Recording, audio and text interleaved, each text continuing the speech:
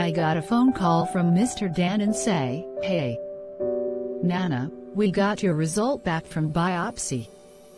We ended up finding some abnormal cells, so we decided to put it through a couple more tests, and Nana, you have a leukemia."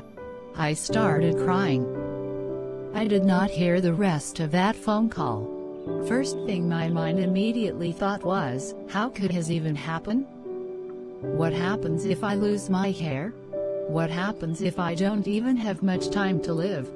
Over the next couple of days, we spent a lot of time Google practically under the sun about leukemia chemotherapy.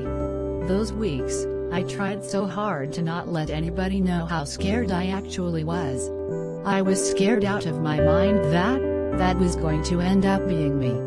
And as I was sitting there, thinking about that, I ended up putting myself into a certain scenario. If you have less than an hour to live, what would you do? What were you thinking? Who did you think about? Less than an hour, we were able to identify things that we're probably been too scared to do before now. I think a lot of us know that our time is limited. But for some reason we choose not to take to heart, and because we don't take the to heart, we end up letting fear stop us.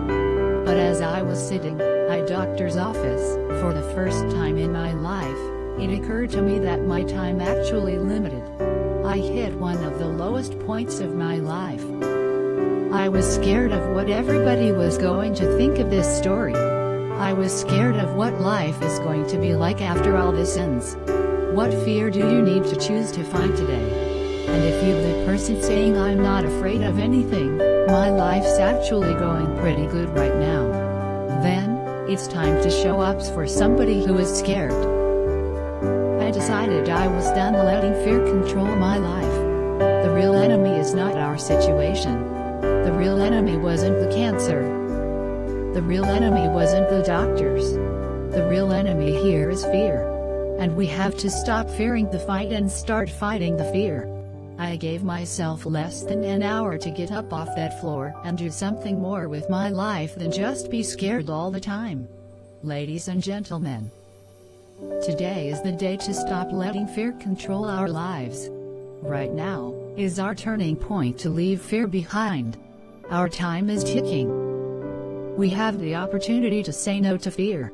We need to stop believing the lies that fear has continued to feed you, and start believing that you are made of a moment such as this. And we start fighting the fear.